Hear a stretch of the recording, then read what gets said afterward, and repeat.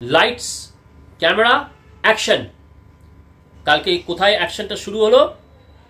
নবান্ন থেকে বেরোলেন মুখ্যমন্ত্রী, মাননীয় মুখ্যমন্ত্রী মমতা বন্দ্যোপাধ্যায়। পুরো সত্যজিৎ রায় ফিল্মের ডিরেকশনের মতন একদম মেপে মেপে মেপে মেপে পা ফেলে কোথায় পৌঁছে গেলেন? ডাক্তাররা স্বাস্থ্য ভবনের সামনে যে অবস্থান, সেইখানে উনি চলে গেলেন। পারফেক্ট একদম একটা সেই কি টান টান সেই উপাদান, তার মধ্যে নাটকীয় উপাদান হয়েছে। তিনি গিয়ে বললেন যে আমি এখানে তোমাদের দিদি হয়ে এসেছি, মুখ্যমন্ত্রী হয়ে না। উনি আশ্বাস দিলেন কোনো ডাক্তার, আন্দোলনরত ডাক্তারের কোনো রকমের অনিষ্ট করা হবে না। যদিও চাইলেও উনি করতে পারবেন না, তাও উনি আশ্বাস দেন।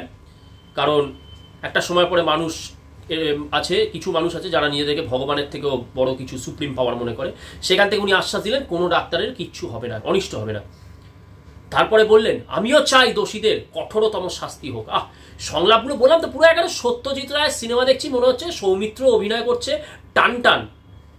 তারপরে বললেন আমাকে কিছু সময় দাও, আমাকে তো কিছু সময় দিতে হবে এই তোমাদের যে দাবি ইত্যাদি নিয়ে।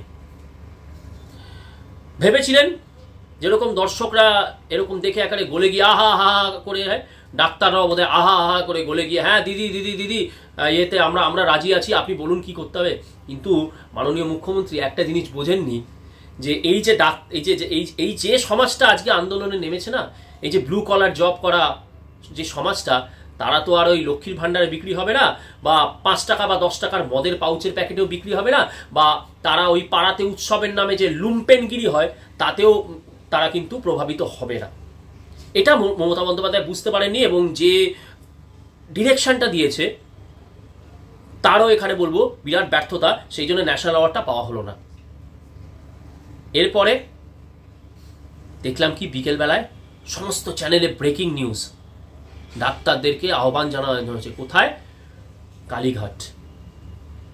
সেই অক্ষয় কুমারের সিনেমা ছিল চাঁদনি চক টু চায়না, এখানে স্বাস্থ্য ভবন টু কালীঘাট। আলোচনা হবে, কিন্তু কি কোনো মোবাইল নিয়ে ভেতরে ঢোকা যাবে না। মুখ্যমন্ত্রীর বাড়ি বলে আগে থেকেই সমস্ত ওই যে 30 জন ডাক্তার বা যারা গেছিল, খুব সম্ভবত 30 জন বা 15 জন, যাই হোক সংখ্যাটা এই মুহূর্তে এনে গুরুত্বপূর্ণ নয়, তাদের মোবাইলগুলো নিয়ে নেওয়া হলো।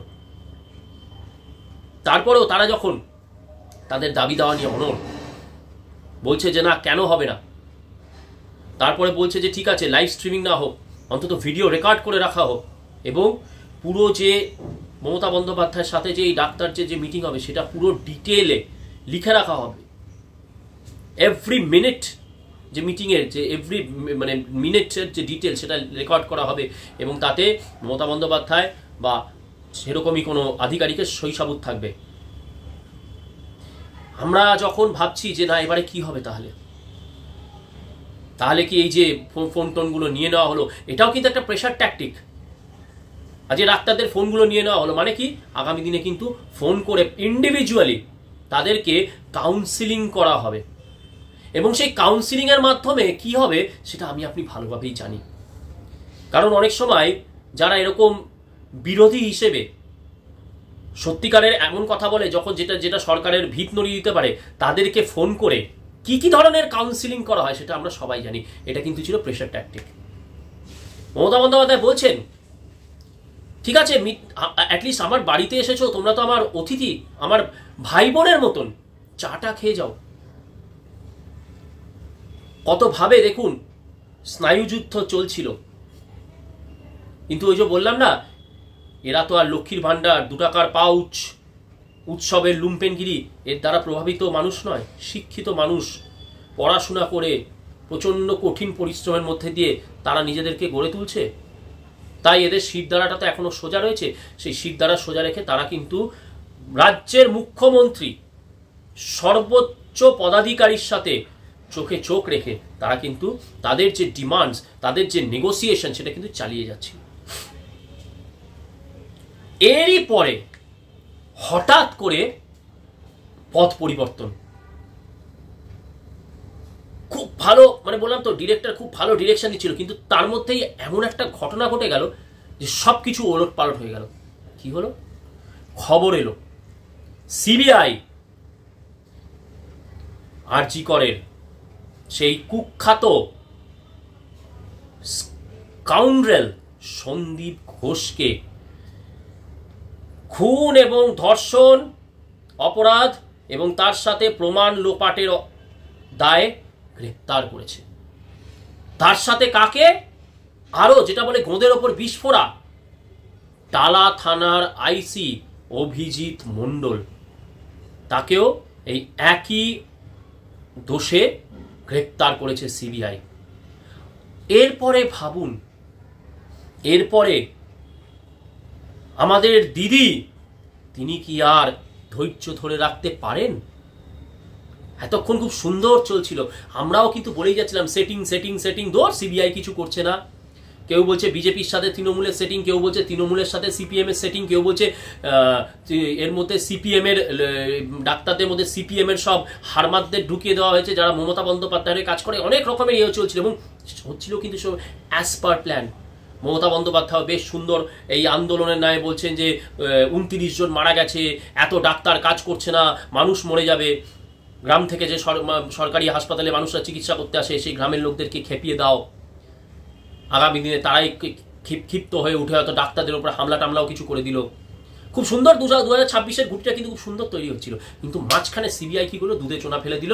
এই সন্দীপকে আর এই অভিজিৎ, এই দুই পান্ডাকে গ্রেপ্তার করার পরে মমতা বন্দ্যোপাধ্যায় ভিত কিন্তু নড়ে গেল। এটা কি করলো সিবিআই? এটা তো প্ল্যানের মধ্যে ছিল না। ঠিক যেরকম করে আপনি পরীক্ষায় অনেকগুলো প্রশ্ন পড়ে গেলেন, দেখা গেল 10টার মধ্যে 5টাই আপনি যা পড়ে গেছেন তার বাইরে, সিলেবাসে আছে কিন্তু আপনি পড়ে যাননি, তখন আপনার যেরকম আত্মারাম খাঁচা ছাড়া হয়ে যাবে, ওনারও হলো। সেই জন্য উনি দিদি আর বেরোলেন না। ছেলে ডাক্তার যারা ওই ঝড় জল উপেক্ষা করে গেল, 4টা পর্যন্ত পেল না। কে বেরিয়ে এলো? রণংদেহী মূর্তিতে বেরিয়ে এলেন কে? চন্দ্রিমা দিদি, ম্যাডাম চন্দ্রিমা বেরিয়েছে। চলো চলো এখান থেকে যাও, এখানে কোনো রকমের ইয়ে হবে না, মিটিং হবে না। আর আজকে বাংলায় বলছেন, এরপরে বলবেন ইয়াল্লা ইয়েমসেদ, পুস্তুন ওই আফগানি ভাষা, ওনারা তো ওটাই প্রেফার করেন বেশি। যাই হোক, ক্যামেরার সামনে তো আর ইয়াল্লা ইয়েমসেদ বলতে পারছে না, ভাগো ভাগো ভাগো। ডাক্তারেরাও ওই যে মমতা বন্দ্যোপাধ্যায় শিক্ষিত সমাজ তো, আপনি চতুর হতে পারেন, ওরা সুচতুর। ওরা সার্কাজম করলো ওখানে, যে মা আমাদের তো দিদি রেখেছেন, আমরা তো দিদির কাছে এসেছি, তা এতক্ষণ আপনারা বলছিলেন আসুন চাটা খান, এখন তাড়িয়ে দিচ্ছেন? হ্যাঁ হবে না হবে না হবে না, এখন হবে না, যাও ভাগো ভাগো, ইয়াল্লা ইয়েমসেদ ভাগো। চোখের জল ফেলে সেই ডাক্তারেরা চলে গেল, মিটিং ভেস্তে গেল। একটা কথা আছে যে চালাকির দ্বারা কোনো মহৎ কাজ সম্ভব নয়। এতদিন পর কালকে কিছুটা হলেও তার আমরা একটা উদাহরণ দেখলাম। সকালের সত্যজিৎ রায়ের দ্বারা মানে ডিরেক্টেড যে চিত্রনাট্য তৈরি হয়েছিল, সেটাই সন্ধেবেলায় নষ্ট করে দিল ওই অমরেশপুরী আমজাদ খান হয়ে আসা সিবিআই। গ্রেপ্তার করে নিল এবং মারাত্মক অ্যাকিউজেশন। এই যে অভিজিৎ মণ্ডল, টালা থানার আইসি, কি মারাত্মক কাজ করেছে আপনারা জানেন? অভয়া মৃত্যুর পরে রাতের বেলাতেই বলছে ফরেন্সিক ইয়ে করতে হবে, এবং সেখানে একজন ফরেন্সিকের একজন এক্সপার্ট মহিলা, তিনি বলছেন রাতের বেলায় হয় না, হয় না আইন অনুযায়ী। সন্দীপ রায়, অভিজিৎ মণ্ডল তখন এসে বলছে করতে হবে, আমি বলে দিচ্ছি, আই অ্যাম দ্য ল। কিন্তু অভিজিৎ মণ্ডল, জানি না টুকে পাস করে পুলিশের চাকরি পেয়েছে কিনা, সে অভিজিৎ মণ্ডল জানে না যে এই অথরিটি একমাত্র আছে হচ্ছে সিপি আর এসপির কাছে। ওনার মতন একটা ওই টালা থানার আইসির কাছে এই অথরিটি নেই। যাই হোক, চাপ দিয়ে সেই ফরেন্সিকটা করি না হলো কেন, তাড়াতাড়ি তাড়াতাড়ি তাড়াতাড়ি বডিটাকে নিয়ে গিয়ে পোড়া, বডি, মৃতদেহ নয়, বডি, বডি, একটা মেয়েও নয়, বডি, বডিটাকে নিয়ে গিয়ে পুড়িয়ে দিতে হবে, প্রমাণগুলোকে করতে হবে। তো ভাবুন, উর্দিধারী, টু প্রোটেক্ট, টু সার্ভ যাদের কাজ, এই অভিজিৎ মণ্ডল। জানি না এর আবার কত 3 তলা 4 তলা বাড়ি আছে কিনা, জানি না পার্থর ছিল অর্পিতা, সন্দীপের আবার কি একজন বেরিয়েছে, অভিজিৎ মণ্ডলেরও কেউ এরকম বেরোবে কিনা, ওনার আবার কোথায় বাগান বাড়ি, ভিলা আছে কিনা অভিজিৎ মণ্ডলের, কিন্তু অত্যন্ত খুশি হলাম দেখে যে ফাইনালি আইনকে ক্রমাগত ধর্ষণ করে চলা পশ্চিমবঙ্গের এই পুলিশ এর একজনকে হলেও ঘাড় ধরে সিবিআই জেলে পুরেছে। অত্যন্ত আনন্দ লাগলো এটা দেখে। এটা হওয়া দরকার ছিল। সিবিআই এর এই পদক্ষেপ সাধুবাদ। আপনারা দেখেছেন তারপরে আন্দোলনরত ডাক্তারেরা তারা আবেগে কেঁদে ফেলেছে। ওখানে সত্যজিৎ রায়, মৃণাল সেনদের লাগে না। মমতা বন্দ্যোপাধ্যায় ওই যে আন্দোলনকারী ডাক্তারদের যে দেখেছিলেন না আবেগ বেরিয়েছে, ওখানে কিন্তু সত্যজিৎ রায়ের ডিরেকশন লাগে না, ওটা স্পন্টেনিয়াস, মনের থেকে, মনের ভেতর থেকে, অভয়ার জন্যে। আপনি কি করে ভাবছেন যে এরকম করে মাইন্ড গেমস খেলে, প্রেশার ট্যাকটিক দিয়ে এরকম করে আপনারা এই আন্দোলনকে ধ্বংস করে দেবেন? কালকের ঘটনা, আমারই পরিচিত একজন, কাল ছিল তার পুত্রের মৃত্যুদিন। হ্যাঁ, এক মা, হতভাগ্য মা, তার পুত্র মারা গেছে। অসতিপর সেই মা, তার কালকে কি ইচ্ছা ছিল যে এই দিনে তার ওই যে সন্তান সমাজে ডাক্তার তাদেরকে গিয়ে তিনি ওই আসক্ত শরীর নিয়ে গিয়ে তিনি টফি লজেন্স দিয়ে আসবেন। মমতা বন্দ্যোপাধ্যায় আপনি কি ভাবছেন? লক্ষ্মীর ভান্ডার দিয়ে ওই অসতিপর মহিলাকে বিক্রি করে নেবেন, কিনে নেবেন? তার ওই আবেগকে খেলামেলা উৎসব দিয়ে আপনি ভুলিয়ে দেবেন? মিষ্টি মিষ্টি ভাবে বলে দিলেন আমি তোমাদের দিদি, আমিও চাই বিচার হোক, এগুলো বলবেন, আর ওই অসতিপর আসক্ত মহিলা তারা ভুলে যাবে না? পশ্চিমবঙ্গের বুকে কিন্তু মমতা বন্দ্যোপাধ্যায়, আপনার ইকুয়েশনে চলা যে মানুষ, তার বাইরেও কিন্তু একটা বিরাট জনসংখ্যা রয়েছে যারা কোনো অবস্থাতেই আপনারা যে এই ফাঁদ ফেতেছেন তাতে পা দেবে না, যেরকম দিচ্ছে না ওই আন্দোলনরত ডাক্তাররা। জানি সেখানেও কিন্তু আপনার লোক ঢুকে গেছে, তারা জিনিসটাকে ঘেঁটে দেওয়ার চেষ্টা করছে, কিন্তু পারছে না। কারণ কি? শিক্ষা মেধার কাছে জানেন তো চালাকি, চতুরতা হার স্বীকার করতে হয়। সেই জন্য আপনার সেই ছবি বিশ্বাস বলেছিল না, পারেনি জলসা করে, আপনি কালকে পারেননি, আপনি কালকে কিন্তু হেরে গেছেন। জানি না এরপর আপনার কি হবে। ওই যে বললাম ফোনগুলোতে নিয়েছেন, জানি না কিভাবে কাউন্সিলিং করবেন আপনি ইন্ডিভিজুয়ালি। আপনি না, মানে আপনার যারা কাউন্সিলর আছে, কাউন্সিলর, কিন্তু কাউন্সিলর বলিনি, কাউন্সিলর। আপনি তো আবার গভর্নমেন্ট করেন, যদিও গভর্নমেন্ট, তো কাউন্সিলিং কিভাবে আপনার কাউন্সিলররা করবে সেটা আপনি হয়তো আগামী দিনে স্টেপস দিয়ে দেখাবেন। কিন্তু এই মুহূর্তে অত্যন্ত চাপের মুখে কিন্তু মমতা বন্দ্যোপাধ্যায় সরকার। কারণ আমরা ভালোভাবেই জানি যে টালা থানার যে আইসি অভিজিৎ মণ্ডল, সে নিজের ইচ্ছায় কিন্তু করেন। কারণ সে যতই টুকে পাশ করুক বা যাই করে থাকুক, একটু তো পড়াশোনা করেছে, আইনটা জানে। সে জানতো কিন্তু যে সিপিএসপির বাইরে কিন্তু এটা করা যায় না, এবং সে যে এরকম করে করছে, এভিডেন্সকে নষ্ট করার চেষ্টা করছে, চাপ দিয়ে, আইনের চাপ দিয়ে, কনসিকুয়েন্সেস কিন্তু ভুগতে হবে। হয়তো অভিজিৎ মণ্ডলকে এটা বলা হয়েছিল যে কিচ্ছু হবে না, সিবিআইও তো আমাদের হয়ে ব্যাটিং করছে, বাইরে গেরুয়া ভেতরে সবুজ। কিন্তু কালকে হয়তো কেন্দ্রীয় সরকার বুঝতে পেরেছে যে এই যে তৃণমূলকে বাফার করে যে সিপিএমকে যে আটকানোর যে প্রয়াস, এটা যদি এখনো চালিয়ে যায় তাহলে আগামী দিনে কিন্তু পশ্চিমবঙ্গের বুকে বিজেপি ঝান্ডা ধরার জন্য শুভেন্দু অধিকারীও থাকবে না।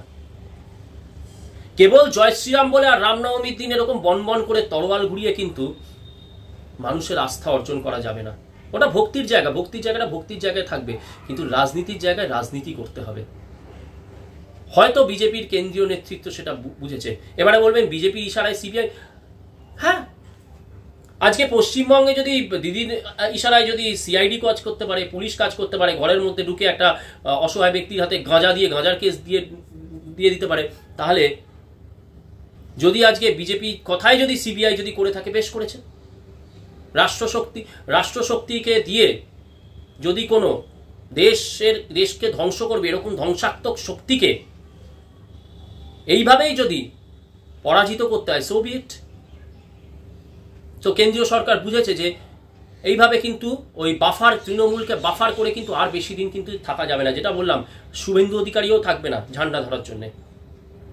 তো সেই জন্যে সিবিআই, ইডি, যা যা কেন্দ্রীয় সংস্থা আছে, যে চাণক্যের ভাষায় শত্রু যখন দুর্বল তার উপরে আঘাত আনো, যে যে ব্যাপারে পারুক, এই সন্দীপকে, এই অভিজিৎকে, এই সঞ্জয় ছিন্ন ভিন্ন করে দিক, প্রশ্ন বানে জেরায় ছিন্ন ভিন্ন করে দিক, মানসিকভাবে চাপ দিয়ে, যেটা এখানে করা হয় সেইভাবে মানসিকভাবে চাপ দিয়ে এই স্কাউন্ড্রেলদেরকে ছিন্ন ভিন্ন করে দেওয়া হোক মানসিকভাবে, যাতে তাদের মুখ থেকে বেরিয়ে আসে যে এর পিছনে আসল মাথা কিন্তু একটি 14 তলার বাড়ি কাজ করেছে। এর পিছনে আসল মাথা একটি 14 তলার বাড়ি, আমরা কেবল বোড়ে। এতদিন চিত্রনাট্যটা ছিল রাজ্য সরকারের হাতে, সিবিআই এর হাতে। এখন সেই চিত্র একটা, তাদের স্ক্রিপ্ট এসেছে, একটা দমদার ফাটাফাটি স্ক্রিপ্ট লিখুন, the ball is in your court, ভালোভাবে খেলুন। তাতে আপনাদের জয় হবে না, মানুষের জয় হবে। পশ্চিমবঙ্গের ওই 2 টাকার পাউচ, লক্ষ্মীর ভাণ্ডারের বিক্রি না হয়ে যাওয়া সিট দ্বারা সোজা করা পশ্চিমবঙ্গের প্রকৃত মানুষের জয় হবে। অভয়ার আত্মার শান্তি পাবে, অভয়ার সিট দ্বারা সোজা করা মা বাবার চোখের জলের দাম পাবে। Best of luck CBI.